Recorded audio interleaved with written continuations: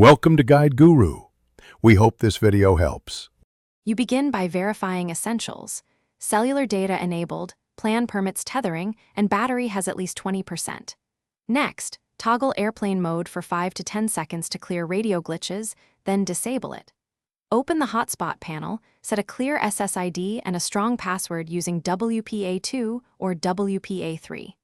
Once done, make sure the hotspot name is unique to avoid collisions. This reduces interference and helps client devices find your connection immediately.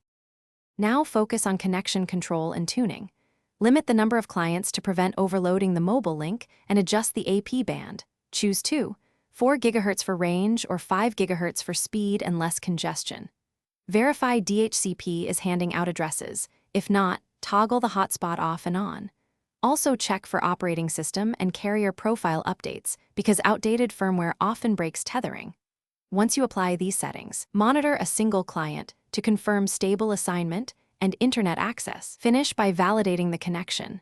Join the hotspot from a second device and run a speed test to confirm throughput and latency. If clients get IP conflicts or no internet, clear by restarting both devices and the hotspot, and consider a full network settings reset as a last resort because it restores default radios and AP settings. If the problem continues, contact your carrier to confirm tethering allowance and any throttling policies before assuming the phone hardware is faulty.